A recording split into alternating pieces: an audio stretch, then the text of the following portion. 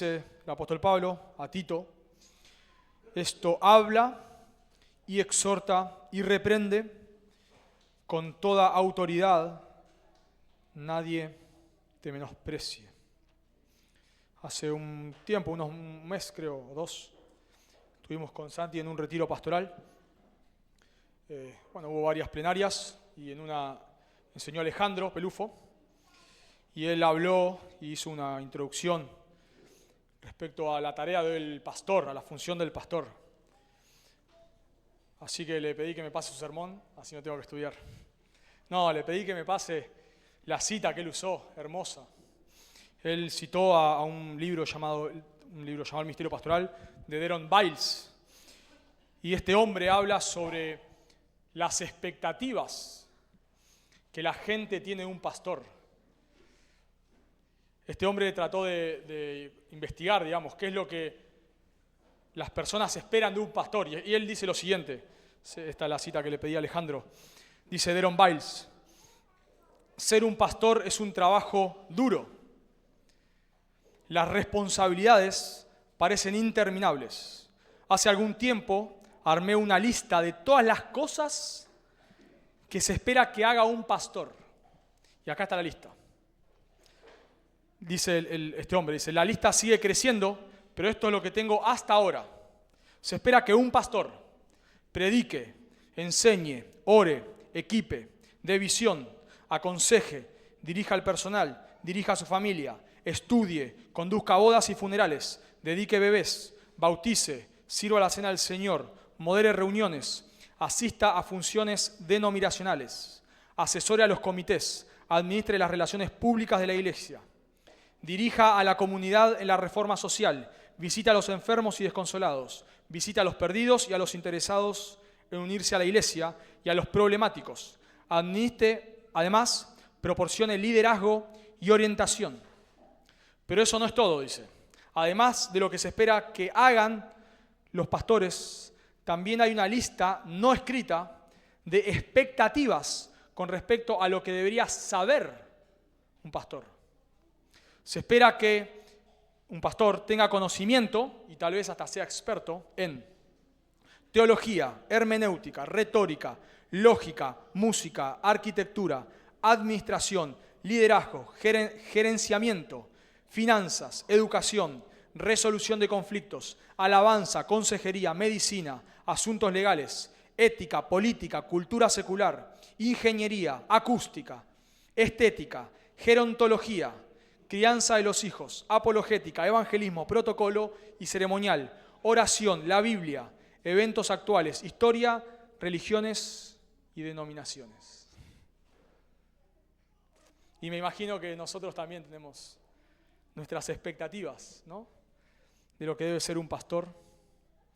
Y bueno, como se habrán dado cuenta, ¿no?, todo esto, muchas de las cosas, algunas son bíblicas, por supuesto, ¿no?, pero muchas de estas cosas surgen de nuestras mentes, de lo que nosotros nos imaginamos que debería ser o ser un pastor.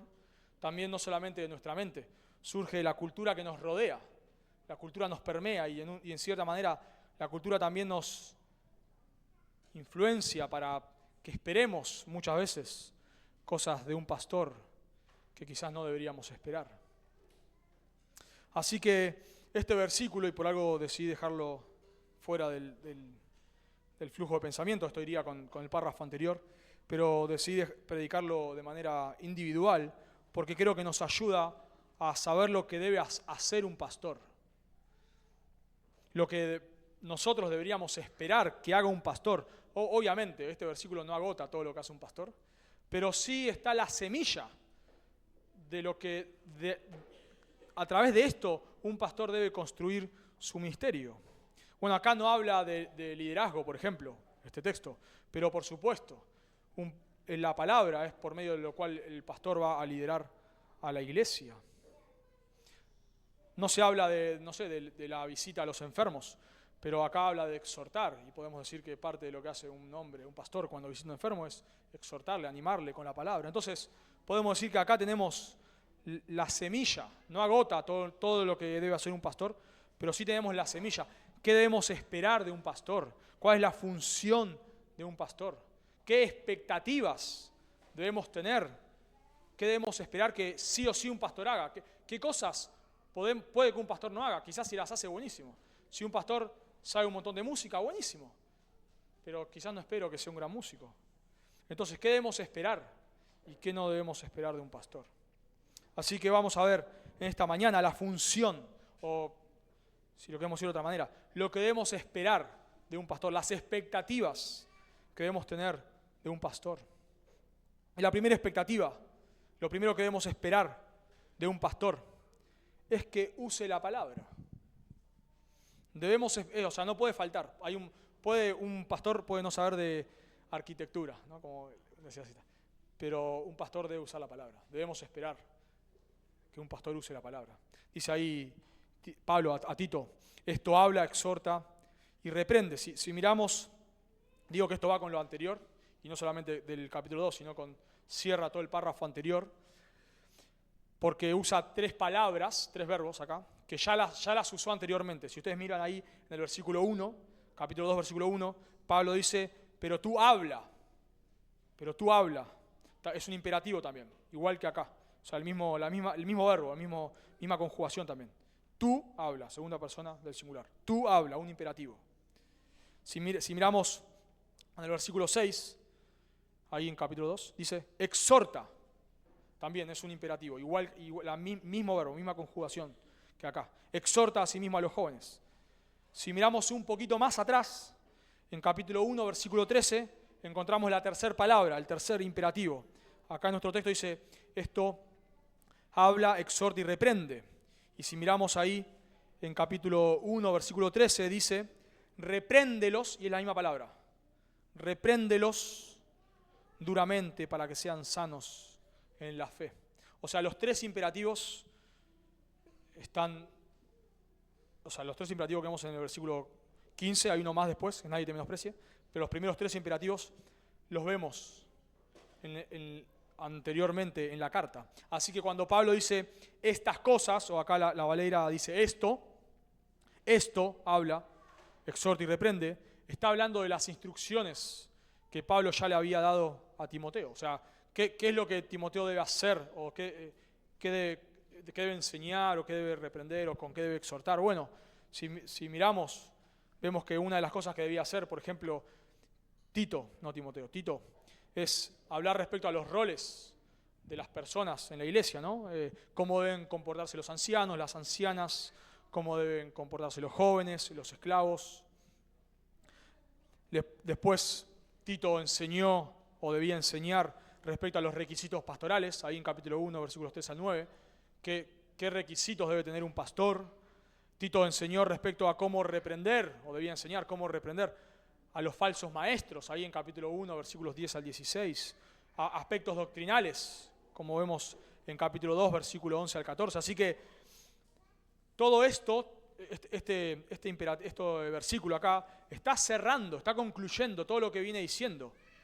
Ahora, si miramos este versículo 15, nos suena un poco descolgado. Porque si observamos el contexto, Pablo le está diciendo a Tito lo que él debe enseñar a los ancianos, las ancianas, etc. O sea, qué instrucciones debe dar a la iglesia. Y si miramos en capítulo 3, versículo 1, también Tito debía seguir enseñándole a la iglesia. Noten ahí, recuérdales, capítulo 3, versículo 1, recuérdales que se sujeten a los gobernantes y autoridades, que obedezcas, que estés dispuesto a toda buena obra, etc. O sea, Pablo viene dando instrucciones, o le está diciendo a Tito, que dé instrucciones a la iglesia en cómo debe vivir. Pero acá, en capítulo 2, versículo 15, entre medio de todo esto, mete un texto que parece como descolgado. Porque no está hablando de la responsabilidad en un sentido de Tito para con él, sino lo que debe enseñar la iglesia. Entonces nos preguntamos, ¿por qué Tito mete este versículo acá? O Pablo, mejor dicho, ¿por qué Pablo mete este versículo acá, en el medio de la nada, digamos? Si después Pablo siguiese hablando o lo siguiese exhortando a Tito, bueno, estaría bien, entendíamos que cambia de tema. Pero después de este versículo, Pablo sigue hablando de lo que Tito debe enseñar a la iglesia. Bueno, cuando miramos las cartas pastorales, o sea, Tito es una, la otra es 1 Timoteo y 2 Timoteo, en 1 Timoteo Pablo hace lo mismo, exactamente lo mismo. En 1 Timoteo capítulo 6, versículo 1, Pablo está diciéndole a Timoteo lo que él debe enseñar a los esclavos. Yo les leo 1 Timoteo 6:1, dice: todos los que estén bajo el yugo de esclavitud tengan a sus amos por dignos de todo honor, para que no sea blasfemado el nombre de Dios y la doctrina. Y los que tienen amos creyentes, no los tengan en menos por ser sus amos, sino sírvanles mejor, por cuanto son creyentes y amados, lo que se benefician de su buen servicio. Y luego de dar esta instrucción, dice Pablo a Timoteo, en este caso, 1 Timoteo 6:2, esto enseña y exhorta. Y lo mismo acá, son los mismos dos verbos que usa acá. Esto enseña y exhorta. Y nos preguntamos de vuelta, ¿qué tiene que ver? Si Pablo está enseñando, le está diciendo acá a Timoteo, en este caso, lo que debe enseñar a los esclavos, ¿por qué le manda este mensaje, estos mandamientos tan personales? Bueno, lo más obvio acá, lo más obvio, es porque Pablo está respaldando el ministerio de Tito y también de Timoteo. Recordemos que Timoteo era un joven que tenía que enderezar una iglesia, que era Éfeso, ya con sus años, y una iglesia con ancianos ya establecidos, en el caso de Timoteo. Sabemos que era un joven porque Pablo le dice, nadie tenga en poco tu juventud, en 1 Timoteo 4:12. Pero también sabemos que Tito era un joven, porque Pablo le dice a Tito, en Tito 2:7, que él debe presentarse como ejemplo a los jóvenes. Así que es muy probable que haya personas que estén rechazando el ministerio de Tito. Es muy probable. Así como era obvio ya de manera más directa, era obvio que pasaba con Timoteo. Es lógico que le pase lo mismo a Tito. Lo que tenía que hacer Tito acá en Creta, en las iglesias de Creta, no era cualquier cosa. Era un ministerio bastante fuerte. Si miran conmigo ahí en capítulo 1, versículo 10, Pablo le dice a Tito, porque hay muchos contumaces, habladores de vanidades y engañadores, mayormente los de la circuncisión, los cuales es preciso tapar la boca. Miren qué fuerte esa expresión. Es preciso tapar la boca, o sea, es lo que vos tenés que hacer, Tito. Que trastornan casas enteras, enseñando por ganancias deshonestas lo que no conviene. Y luego le dice en el versículo 13, este testimonio es verdadero, por tanto, repréndelos duramente para que sean sanos en la fe. No nos imaginamos a Tito reprendiendo a un falso maestro duramente y que este hombre le diga, tenés razón, perdón, Tito, tenés razón. Estuve enseñando falsa doctrina, mañana me subo al púlpito y les pido perdón a la congregación. No creo que haga eso. Nos imaginamos tirándole con toda la artillería que tenga a la mano. También Tito, siendo un joven, debía exhortar, no reprender duramente, pero sí exhortar a los ancianos de la iglesia a vivir de manera piadosa, como vemos ahí en capítulo 2, versículo 2.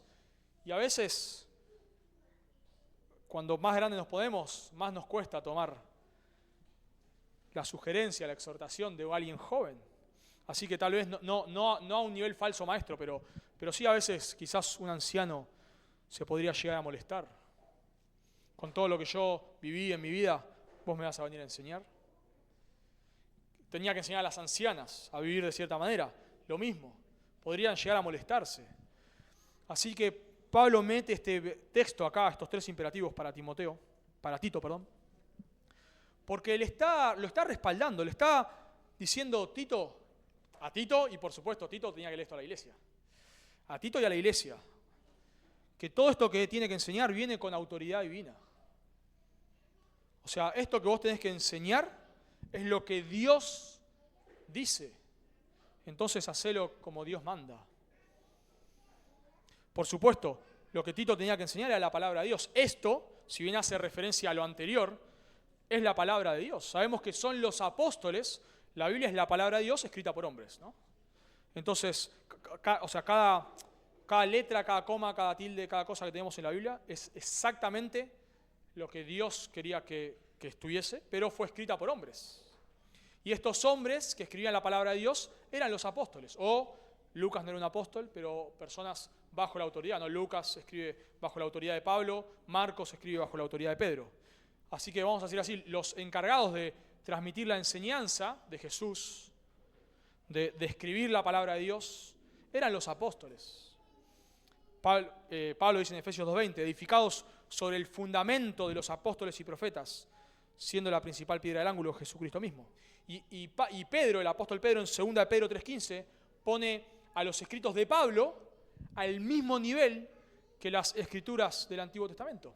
Dice Pedro en 2 Pedro 3:15, y tened entendido que la paciencia de nuestro Señor es para salvación, como también nuestro amado hermano Pablo, según la sabiduría que le ha sido dada, os ha escrito, casi en todas sus epístolas, hablando en ellas de estas cosas, entre las cuales hay algunas difíciles de entender, las cuales los indoctos e inconstantes tuercen, como también las otras escrituras. O sea, está diciendo acá, los falsos maestros tuercen los escritos de Pablo de la misma manera que tuercen las otras escrituras. ¿Qué son las otras escrituras? El Antiguo Testamento. O sea, Pedro acá está diciendo que lo que Pablo escribió es igual de palabra de Dios que lo que escribió Zacarías, lo que escribió Malaquías, etc. Pablo dice en 1 Corintios 11:37, si alguno se cree profeta o espiritual, reconozca que lo que os escribo, que es 1 Corintios, son mandamientos del Señor.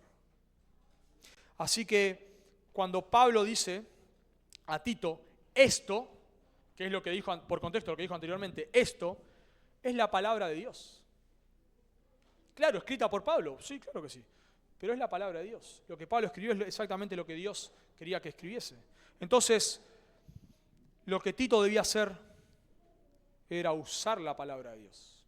Y en un sentido, estos tres imperativos, por un lado obligan y por otro lado limitan. Obligan porque son mandamientos. O sea, en un sentido, si lo pensamos de esta manera, Tito no tenía la opción de decir, no, esto no lo enseño porque acá me meto en problemas. ¿Qué voy a andar tapando el agua con un falso maestro? ¿Para qué me voy a ganar este problema? No le digo nada y ya está. ¿Para qué voy a andar enseñando a las mujeres a someterse a sus maridos? Bueno, en realidad lo tenían que enseñar las ancianas, ¿no? Pero ¿para qué le voy a estar diciendo a las ancianas que le enseñan a las jóvenes a someterse a sus maridos? No le digo nada y me ahorro un problema. Podríamos pensar eso. ¿Para qué voy a exhortar a este hermano? No le digo nada de su vida, que haga lo que quiera. Y si le va mal, bueno, que se arregle. No. Sos un pastor, no tenés opción. No, te obliga. Tenés que hacerlo. Tenés que enseñar la palabra de Dios. Pero, por otro lado, dijimos que obliga, pero por otro lado también limita. Porque no podía enseñar cualquier cosa. Lo que tenía que enseñar Tito es lo que Pablo había enseñado, lo cual ya nos empieza a ver, nos empieza a mostrar cómo no se esperaba en el Nuevo Testamento, no se esperaba que la nueva revelación sea para siempre. No se esperaba. Porque cuando empezamos a ver el cierre del canon, y sobre todo empezamos a ver la transición de la etapa apostólica a la post-apostólica, Tito sería un post-apostólico, digamos, y Timoteo también. Entonces, cuando empezamos a ver la transición, empezamos a ver que los post-apostólicos, o sea, Tito, Timoteo, otros, ya enseñaban lo que los apóstoles habían enseñado. Tito no tenía que venir acá a enseñar nueva revelación. Tito debía enseñar lo que Pablo le mandaba. Cuando llegamos al final de Apocalipsis, en capítulo 2, versículo 18, se nos dice que ya no se puede agregar nueva revelación. Y claro, algunos dicen, bueno, eso es para el libro de Apocalipsis. Sí, para el libro de Apocalipsis y para toda la Biblia. El último libro de la Biblia, en el último capítulo, escrito por el último apóstol, dice que ya no hay nueva revelación. Que ya no puede levantarse un profeta, esa es la idea. No puede levantarse un profeta a añadir nada nuevo. Entonces el canon está cerrado. Así que lo que Tito debía hacer era enseñar, estaba obligado a enseñar, pero lo que tenía que enseñar no era nada nuevo. Era lo que Pablo le mandaba. Podemos decirlo en cierta manera para nosotros. Lo que dice la Biblia. Por lo tanto, esto nos protege a nosotros. Nos protege porque, como vamos a ver más adelante, un pastor tiene autoridad. Pero la autoridad siempre está debajo de las Escrituras. O sea, nos protege del abuso porque un pastor no tiene autoridad ilimitada. Un pastor no puede decirte qué auto comprar, dónde mudarte, qué trabajo tomar. Claro, puede hacerlo en tanto y en cuanto estés quebrantando un principio de la Biblia. Si vos te vas a comprar un auto con plata robada, bueno, claro que puedes decir algo, no por el auto, sino porque la plata es robada. Si vas a mudarte a 300 kilómetros al medio del campo, donde no puedes congregarte, bueno, obviamente un pastor te tiene que decir algo. Pero ahí lo que te está diciendo es lo que la Biblia dice. Pero por otro lado, si no hay nada que quebrante la palabra de Dios, el pastor no tiene autoridad. Las sectas te manejan la vida, te dicen todo lo que tienes que hacer. Bueno, un pastor no puede estar diciéndote todo lo que tienes que hacer. Pero si quebrantás un mandamiento, sí. Si decís, bueno, me voy a comprar una casa, bueno, buenísimo. Y para eso voy a trabajar 24/7, no me voy a poder congregar, no, entonces no te la compres. Pero el problema no está en la casa, el problema está en que no te alcanza el dinero.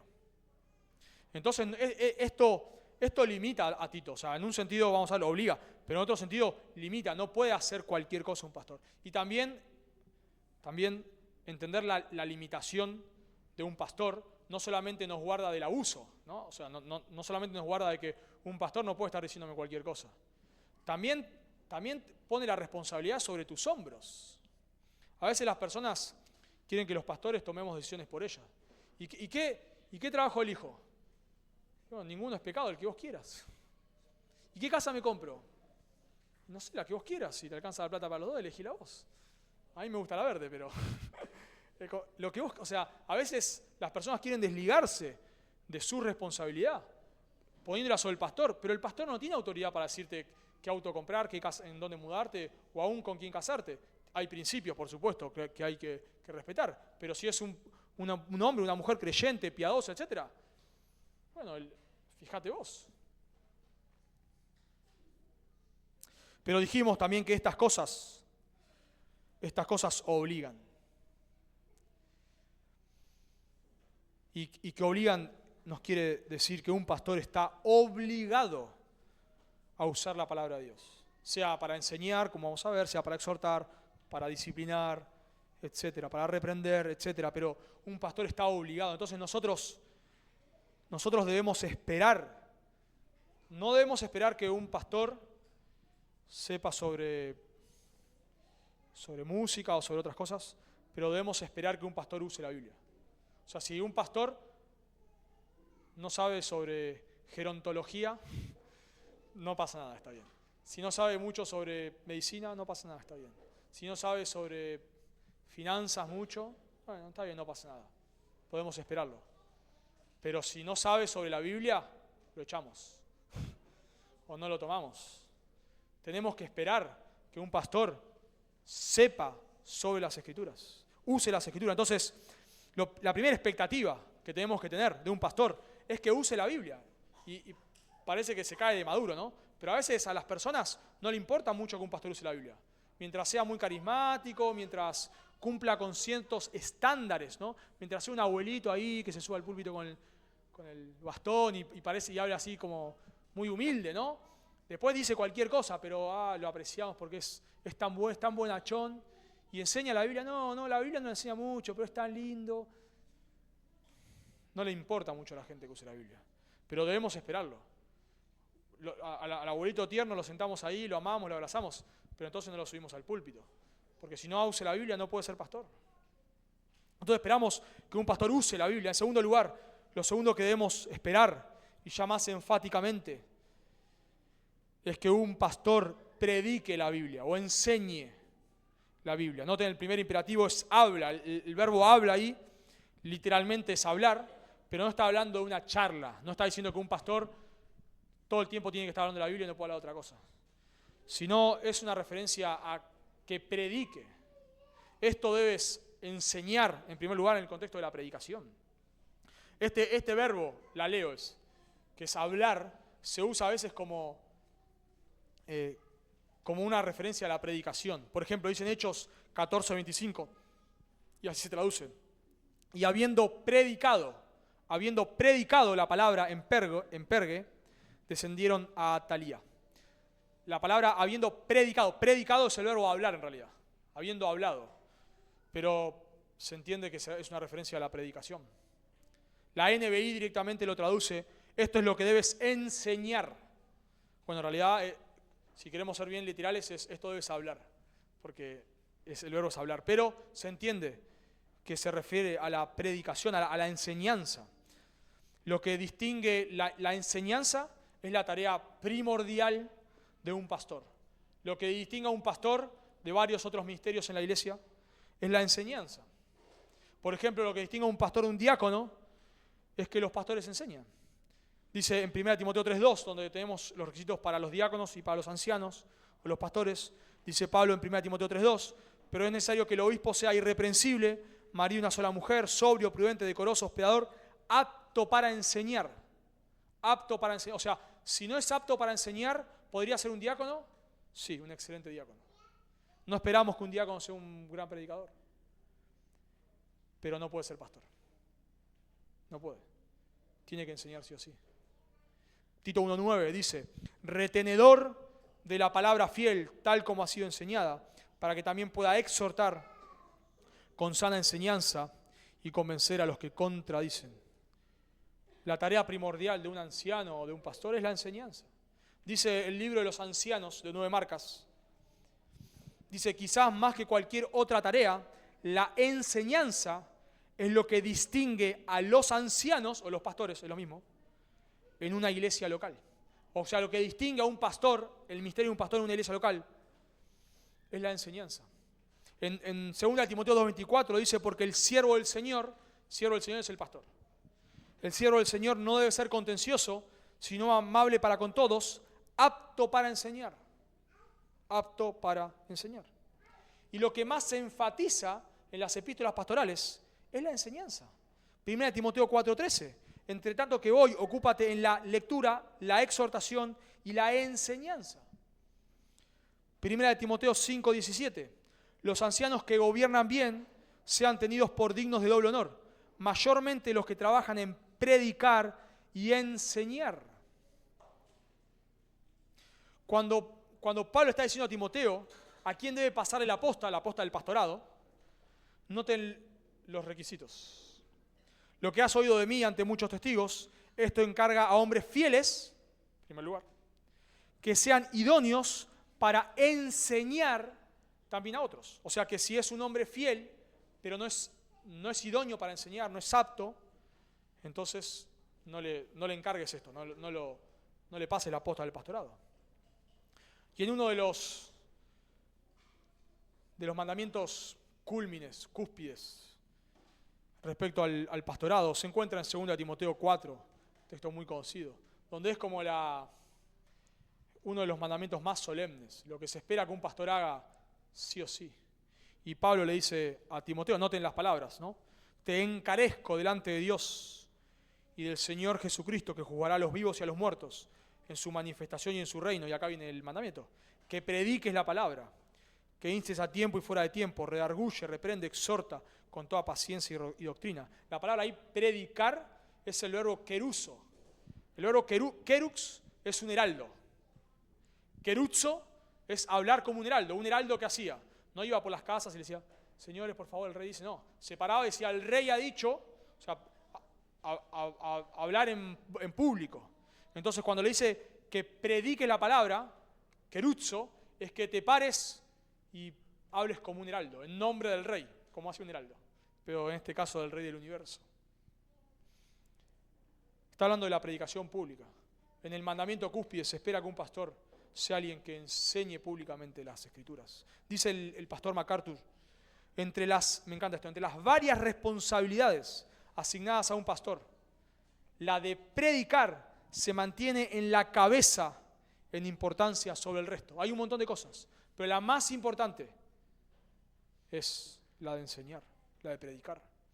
Luego dice MacArthur, si bien las responsabilidades del pastor son numerosas y variadas, ninguna es más importante que la predicación. Un pastor debe enseñar a tiempo y fuera de tiempo. La idea ahí es cuando te quieran escuchar y cuando no te quieran escuchar. Porque después dice, vendrán tiempos cuando no sufrirán la sana doctrina. Si la gente por favor te pide que subas al púlpito y enseñes, ¿qué tienes que hacer? Hacelo. Y si la gente te dice, por favor, basta, ya nos cansamos, vamos a hacerlo igual. No tenés escapatoria. Tenés que enseñar. Y por supuesto, ¿no? La enseñanza pública y de otras maneras. Dice Pablo en Hechos 20:20. Y como nada fuese útil, he rehuido de anunciaros y enseñaros públicamente, como dijimos, y por las casas. Por supuesto. La exhortación es en la predicación y es de manera también personal. Un pastor no solamente enseña públicamente, no solamente enseña de manera personal, enseña a través de su ejemplo también. Presentándote tú en todo como ejemplo de buenas obras, le dice Pablo a Tito en 2:7. Un pastor enseña a través del discipulado. Dice 2 Timoteo 2:2, lo que has oído de mí, dice Pablo, lo dijiste antes, ¿no? Ante muchos testigos, esto encarga a hombres fieles que sean idóneos para enseñar también a otros. Y podríamos seguir dando ejemplos. Cito de vuelta al libro 9 Marcas. Dice, anímate por el hecho de que la enseñanza puede tener lugar en una amplia variedad de contextos. No está confinada al sermón del domingo por la mañana. Los ancianos pueden alimentar el rebaño en grandes reuniones o en contextos más familiares. Puedes abrir la Biblia para enseñar en una clase de escuela dominical, en un grupo casero, en un campamento de niños o en una relación de discipulado personal. Por supuesto, las maneras pueden variar, pero se espera que enseñe. Se espera que abra las Escrituras y enseñe al rebaño. No nos importa si es muy carismático. A mí me encantan las personas carismáticas, en el sentido de macanudas. Hay personas que vos le das un micrófono y empiezan a hablar y tienen una capacidad para hablar impresionante. Y no está mal, digamos, ¿no? A mí me hace un micrófono, no sé mucho qué decir. Pero hay personas que vos le das y no tienen drama, ¿no? Están ahí y hablan públicamente y son muy macanudos. Y a veces de manera personal, me pasa mucho con Juan Manuel en Idear. Te dan ganas de hablar todo el día con Juan Manuel, porque es tan ameno, tan bondadoso para hablar y podés hablar todo el día. Es muy, muy carismático, no en el mal sentido, ¿no? Bueno, buenísimo, una bendición, pero bueno, si no es muy carismático, no importa. Hay personas que son oradores brillantes. Siempre yo digo, ¿no? Y muchos acá lo escuchan a Alejandro lo podés escuchar todo el día, 24/7 lo pones y no te cansás nunca. Bueno, buenísimo, buenísimo. Pero si no sos un orador brillante, bueno, no importa. Lo que sí importa es que enseñes. Eso no puede faltar. Esperamos que un pastor abra las Escrituras y enseñe. Cito de vuelta al libro 9 Marcas. Los ancianos deben participar en el ministerio de enseñanza de la iglesia. Si eres un anciano, debes ocuparte de la exposición de la Biblia. No tenés escapatoria. Así que, ¿qué esperamos de un pastor? Esperamos que use la palabra en todo contexto. Esperamos que enseñe la palabra, por supuesto, de manera pública y en otros contextos. En tercer lugar, debemos esperar. La tercera expectativa, no solo que use la palabra, no solamente que enseñe, debemos esperar que un pastor exhorte. Noten ahí el segundo imperativo. Exhorta es un mandamiento. La palabra exhortar ahí habla de instar a hacer algo. A diferencia de la enseñanza tiene que ver más con el contenido y la exhortación tiene que ver más con la persuasión. Dice un comentarista, en combinación con didasqué es enseñanza. En combinación con didasqué, aquí la intención es instar a los que también están siendo enseñados a aplicar la enseñanza a sus vidas. O sea, el punto acá es que un pastor no solamente está dando información. Jesús es Dios, nació hace 2000 años, sos un pecador, todo eso es información, ¿no? Que damos. La Biblia dice que la paga del pecado es muerte. La Biblia dice que si morís en esta condición vas al infierno, de esa información. Pero ahora exhortamos, tenés que arrepentirte. No solamente le doy información, no solamente le digo que Jesús es Dios, no solamente le digo que a la persona que es un pecador, no solamente que si muere en sus pecados va al infierno, sino que le exhorto, tenés que arrepentirte, eso es exhortación. Debés volverte de tus pecados a Cristo. Debés reconocer a Cristo como tu único y suficiente Salvador. Eso es exhortar. Y esperamos que un pastor sea alguien que exhorte. Bueno, en Tito 1:9 debe ser retenedor de la palabra fiel para que pueda exhortar, dice, con sana enseñanza. Y en 2:6 dice que exhorte a los jóvenes. Cuando dimos el mandato ahí de 2 Timoteo 4:2, que predique la palabra, luego dice, ¿no? Redarguye, reprende, exhorta con toda paciencia y doctrina. Así que esperamos que un pastor nos exhorte. cuando predicamos, una predicación no es una clase de información. La diferencia entre una predicación y un comentario bíblico es que el comentario bíblico muchas veces solamente te da información. Acá el verbo es un aoristo, subjuntivo, y vos decís, ¿qué hago con esto? Pero una predicación, estamos diciendo a las personas, a la luz de lo que el texto enseña, lo que deben hacer, lo que deben pensar, lo que deben creer, etc. Entonces un pastor debe ser alguien que exhorta en la predicación, que exhorta en la consejería. Cuando estás aconsejando a alguien tenés que exhortar, no solamente darle información. Y acá empezamos a... Quizás las dos primeras expectativas de un pastor, que dijimos que usa la palabra, y enseñar es como que, bueno, buenísimo, nos encanta. Pero acá ya no tanto. ¿Cuántas veces hablaste con alguien y le dijiste, ¿por qué te fuiste de la iglesia? Me fui de la iglesia porque no me exhortan. Estoy cansado de que no me exhorten, así que me fui. No es lo normal, ¿no? Quizás a veces lo escuchamos, pero no es lo normal. ¿Por qué te fuiste de la iglesia? Ahí porque me dijeron tal cosa y me enojé y me fui. Porque el pastor me dijo esto y me enojé y me fui. No solemos escuchar que alguien se va porque no lo exhortan. A veces sí, y es lindo, pero no es lo habitual. Generalmente nos encanta congregarnos en lugares donde el pastor no nos diga nada, no nos exhorte con nada. Y acá la exhortación tiene que ver con, a diferencia de lo próximo que vamos a ver, tiene que ver quizás con cuando no estás sumergido en el pecado. No estamos acá hablando de que ya estás nadando en el pecado ahí. No. Quizás en pequeñas cositas. La Biblia dice, ¿no?, que Proverbios, que fieles son las heridas del que ama, pero inoportunos los besos del que odia. Entonces esperamos que un pastor se nos acerque y nos exhorte, nos diga, mira, esto está mal. Y de vuelta, lo difícil de la exhortación son dos cosas. En primer lugar, que a veces son en cosas finitas, no tan grandes. Mira, me parece que si vos te comprás esa casa, te vas a endeudar demasiado. Y después vas a estar todo el día trabajando para pagar tus deudas. Y te vas a apartar del Señor. Todavía no pasó. Pero la persona quiere la casa. No, pero no va a pasar porque yo después voy a hacer esto. No, fulano, de verdad te lo estoy diciendo. No, de verdad. Y ya no le gusta. Como se lo dijiste 3 o 4 veces, ya no le gustó más. Claro, todavía no está metido en deudas. Entonces te está exhortando de manera preventiva. Y vos decís, es un exagerado el pastor. ¿Cómo me va a decir eso? A veces la exhortación no solamente porque tiene que ver con detalles, sino muchas veces porque la persona no se da cuenta que va camino al desastre.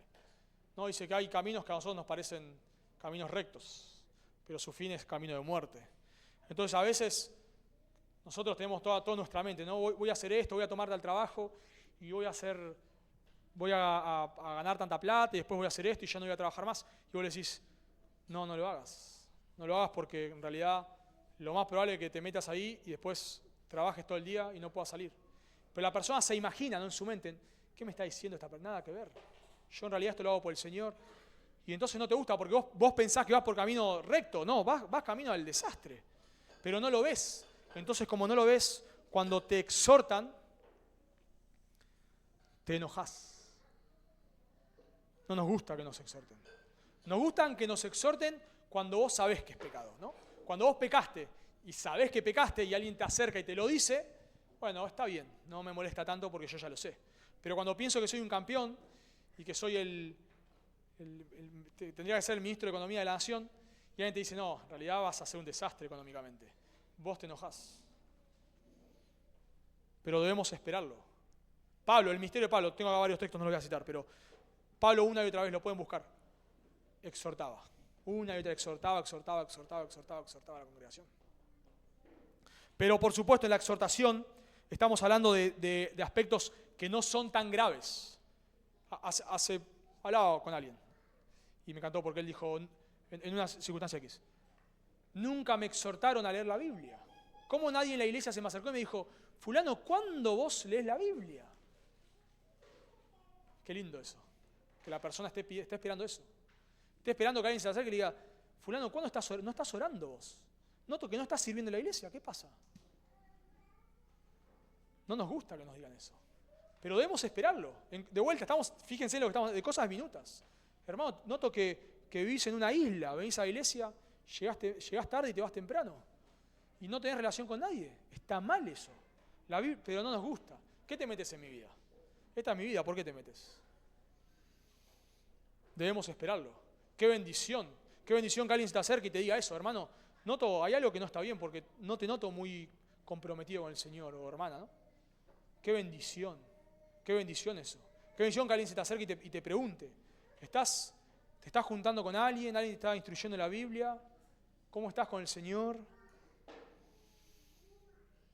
No te tiene que molestar. Qué bendición. Debes esperarlo. Y cuando nadie te dice nada, cuando nunca nadie en la iglesia te pregunta si estás orando o leyendo la Biblia o si estás sirviendo al Señor, te tenés que sorprender. Cuando faltás un par de domingos y nadie te dice nada, tenés que preocuparte. Soy un miembro de la iglesia, hace un mes no vengo a la iglesia, ¿cómo nadie me dijo nada? Ahora, generalmente, ¿qué pasa? Suponete que venís siempre a la iglesia, faltás un domingo y alguien te escribe y te molestás. Che, para tanto, un domingo falté. Te están cuidando, tenés que esperarlo. Qué bendición. O sea, cuando te llega el mensaje decís, mirá qué lindo. Hoy falté porque no sé, estuve enfermo y me escribieron. Qué bendición. Así que debemos esperar que un pastor use la palabra, debemos esperar que un pastor nos enseñe, debemos esperar que un pastor nos exhorte con la palabra. Pero acá nos metemos ya en cosas más. Dijimos que vamos a ir achicando. Los dos primeros nos encanta. Ya acá no tanto. Que un pastor me exhorte porque no vengo el domingo a la iglesia, ya no tanto. Y ahora, ya no me gusta nada. Pero debemos esperarlo. Debemos esperar que un pastor nos reprenda. Esto habla, exhorta y reprende. Ya acá se va poniendo más picante, diríamos, ¿no? Más picante la cosa, más difícil. Pero esta palabra ya se usó y ya no habla de, hermano, ¿por qué no viste el domingo? Sino ya esto es más fuerte. Se usa para hablar de los falsos maestros. Noten ahí en Tito 1.9, dijimos que se usa la palabra exhorta, que puede exhortar con sana enseñanza, y luego dice, y convencer a los que contradicen. Convencer es esta palabra, reprender. Y luego es la que yo ya cité antes, en el versículo 13, repréndelos duramente. O sea, acá ya estamos hablando de otro tono. Estamos hablando de cosas serias. No estamos reprendiendo a alguien porque se equivocó en el ministerio. Tenía que venir, me olvidé, hermano, y le damos ahí. No estamos hablando de eso. No lo estamos reprendiendo. No estamos reprendiendo a alguien porque faltó un domingo a la iglesia o algunos domingos. Lo estamos exhortando, lo estamos animando. No estamos reprendiendo a alguien porque no fue sabio en su trato con su cónyuge o porque está luchando con la pereza. Sino esta palabra reprender se usa ya en casos más serios. Por ejemplo, en 1 Timoteo 5:20, cuando dice a los que persisten en pecar, está hablando de los ancianos. Los ancianos que persisten en pecar, los ancianos que pecan y son descalificados, ¿no? Pecaron de tal manera que se descalificaron. Dice Pablo a Timoteo, en este caso, 1 Timoteo 5:20, repréndelos, la misma palabra acá, repréndelos delante de todos. O sea, Tito debía reprender, Timoteo debía reprender a aquellos ancianos que no calificaban para ser ancianos. Debemos esperar que un pastor no le dé la bienvenida a todos. Debemos esperarlo. Debemos esperar que un pastor a veces deba expulsar. No lo hace solo el pastor, lo hace junto a la iglesia. Por supuesto que sí. Pero debemos esperar que a veces se expulsa a personas de la iglesia. Dice en 1 Timoteo 1:20, dice Pablo, de los cuales son Himeneo y Alejandro, a quienes entregué a Satanás. Entregué a Satanás no es que lo entregó a que lo exorcicen, nada que ver eso, sino tiene que ver con expulsarlo de la iglesia. Entregarlo al ámbito de Satanás, afuera de la iglesia, donde Satanás gobierna, vamos a decir así. De los cuales son Himeneo y Alejandro, a quienes entregué a Satanás, dice Pablo, para que aprendan a no blasfemar. Estos hombres estaban enseñando blasfemia y Pablo los reprendió. Váyanse de acá. Con esa doctrina acá no entran más. Juan dice, el apóstol Juan dice en su segunda epístola, en el versículo 10, Si alguno viene a vosotros y no trae esta doctrina, no lo recibáis en casa ni le digáis bienvenido. Y las palabras, quizás una de las más fuertes que encontramos del apóstol Pablo, en Gálatas 5:12, ojalá se mutilasen los que os perturban. Los que os perturban son los judaizantes. Y se mutilasen, habla ahí de cortarse ciertas partes del cuerpo. Durísimo, durísimo. Pero esperamos que un pastor lo haga. Luego Pablo le decía a Tito, a los que causen divisiones, luego de una y otra amonestación, deséchalos. Esperamos que un pastor saque de la iglesia si hay alguien que está queriendo sembrar la división. A veces puede ser a través de la falsa doctrina, a veces puede ser a través de la murmuración, de lo que sea. Pero si hay alguien que está queriendo sembrar división, esperamos que un pastor tome cartas en el asunto. Así que debemos esperar que un pastor reprenda. Ya no exhorte, reprenda. Ahora, no es lo que más hace un pastor. Si un pastor todo el tiempo reprende, estamos en problemas. Esto es más un Diótrefes, ¿no?, que un pastor. No es lo que más hace un pastor. Por ejemplo, esperamos que un médico opere, pero no esperamos que todo el tiempo opere, ¿no? Que él entre, ¿qué te mueve la cabeza? A cirugía. Me mueve la panza, a cirugía. No, esperamos que opere. O sea, si estoy grave, operame, por favor, pero no me operes por cualquier cosa. Bueno, esperamos que un pastor reprenda, no por cualquier cosa, ¿no? De vuelta, no, faltaste el domingo a la iglesia, por favor, pastor, no me reprenda tan duro. Estaba enfermo. Es verdad, no quise ir, tiene razón, pero bueno, tampoco para tanto.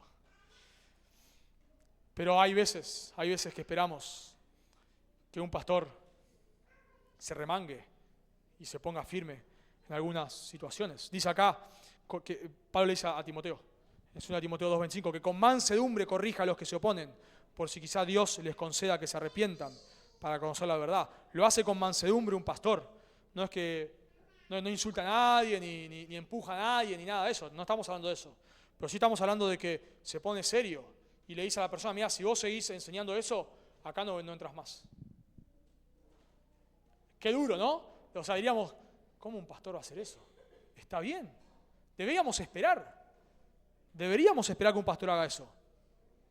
Y si hay alguien acá en la iglesia que está enseñando falsa doctrina y el pastor lo sabe y no hace nada, ahí deberíamos decir, ¿qué está pasando acá? Si hay alguien que está sembrando en la iglesia falsa doctrina y el pastor no hace nada, deberíamos decir, ¿qué está pasando acá?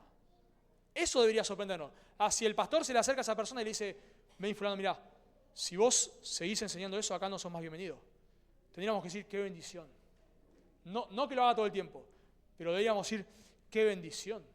Debemos esperarlo. Y aún en tu propia vida, aún deberías esperar que un pastor en alguna situación se te acerque y te diga, mirá fulano, si vos seguís practicando este pecado, vas a ser disciplinado. Ya esto escaló demasiado. Si vos seguís en esta postura, vas a terminar mal. Qué bendición. Qué bendición. No todo el tiempo, pero hay momentos. Nosotros no lo hacemos todo el tiempo acá. Ustedes lo saben.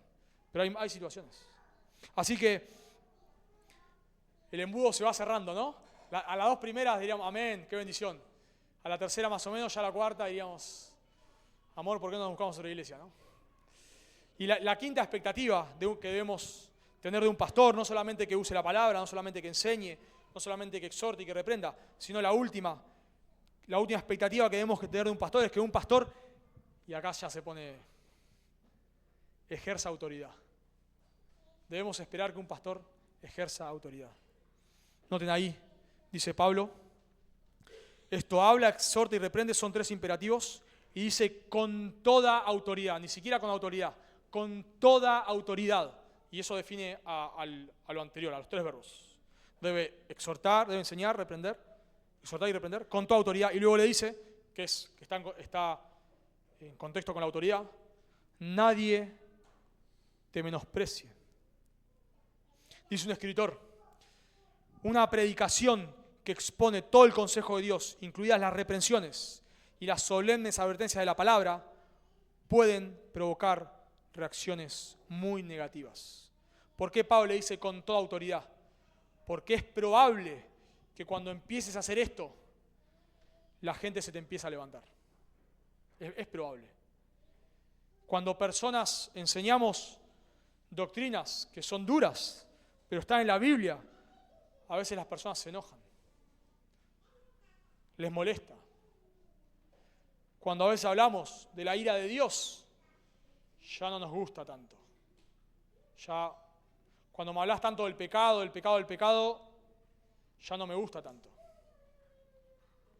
Cuando un pastor empieza a exhortar, a la gente no le gusta, y ni hablar cuando un pastor empieza a reprender.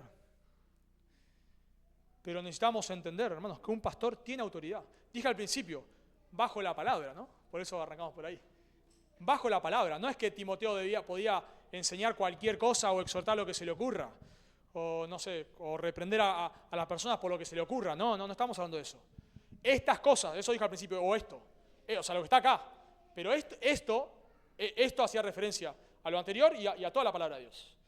Bueno, ahora, cuando se trata de la palabra de Dios, hacelo con autoridad.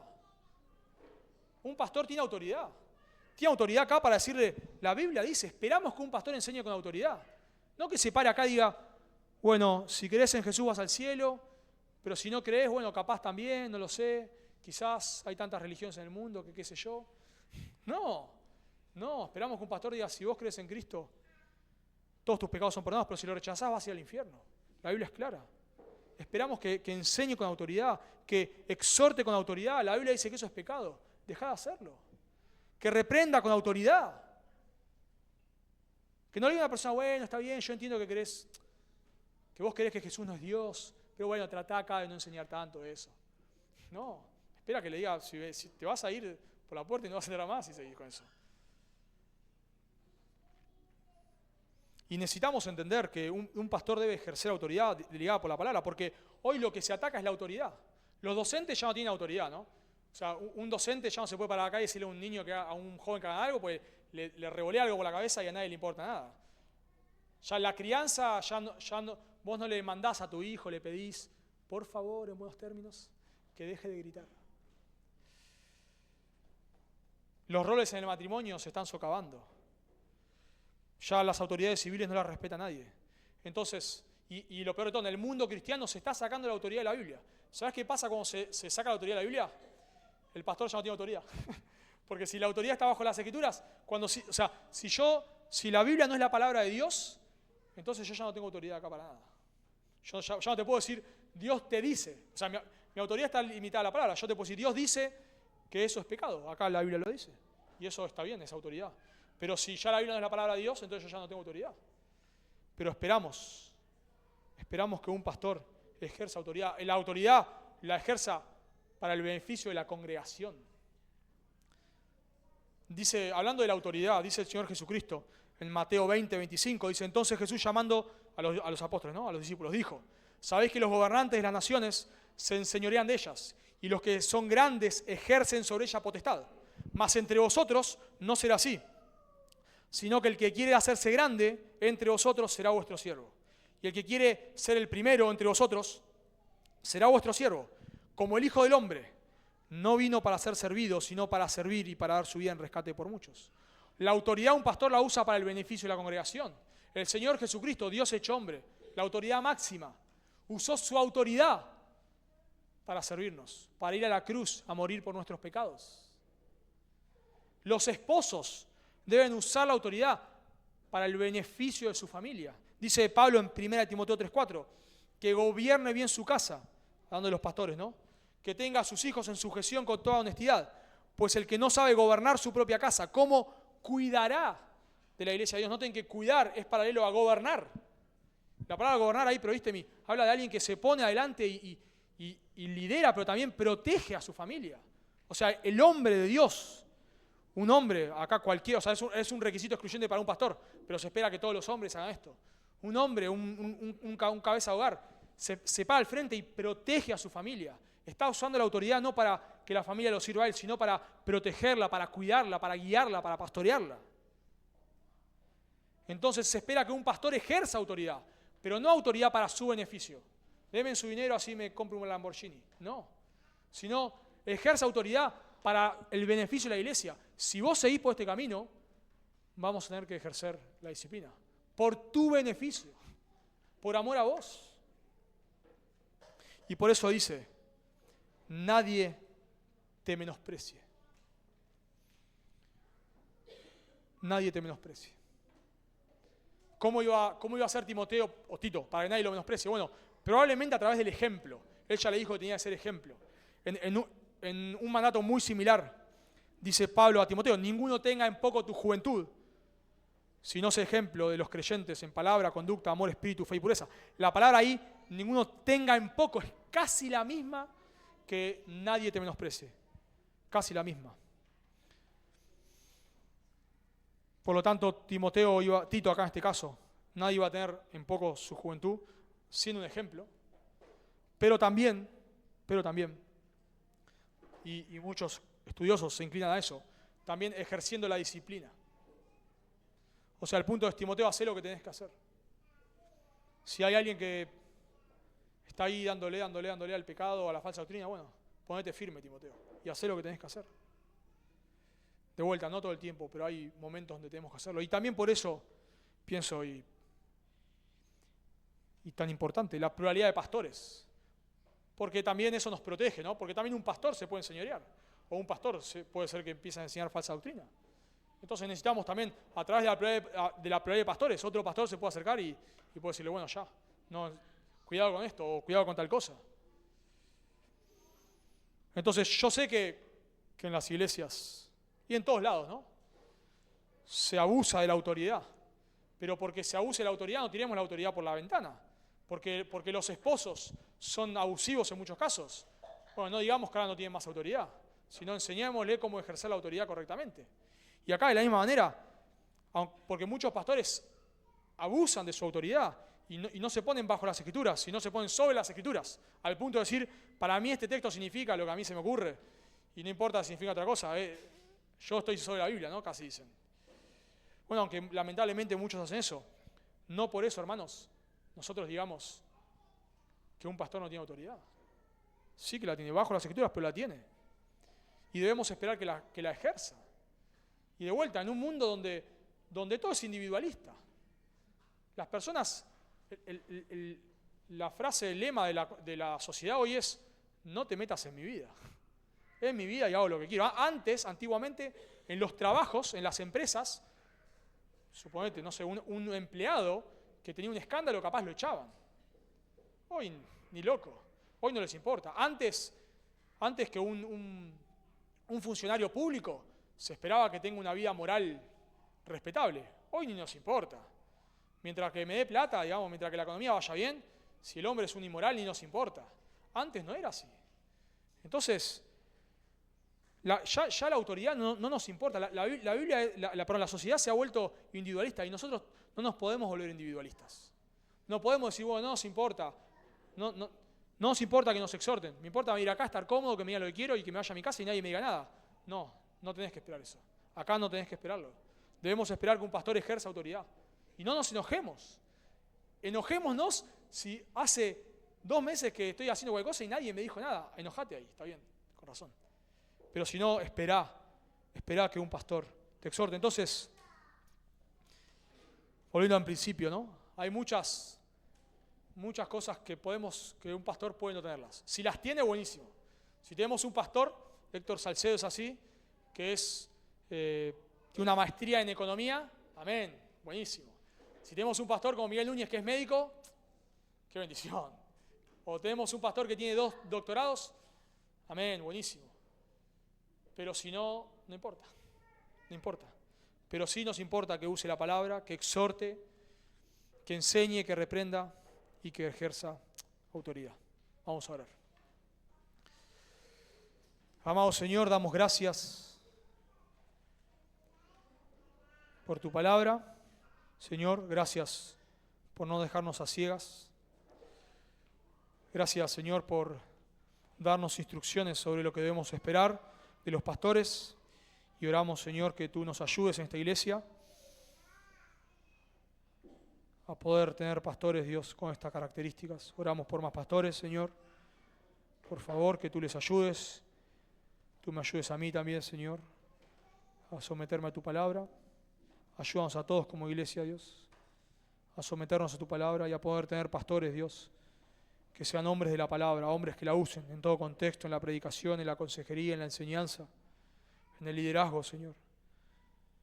Por favor, hombres que quizás no sean brillantes, quizás no sean los que más preferimos, pero que sean personas que abran y enseñen en todo momento las Escrituras con fidelidad, hombres aferrados a tu palabra.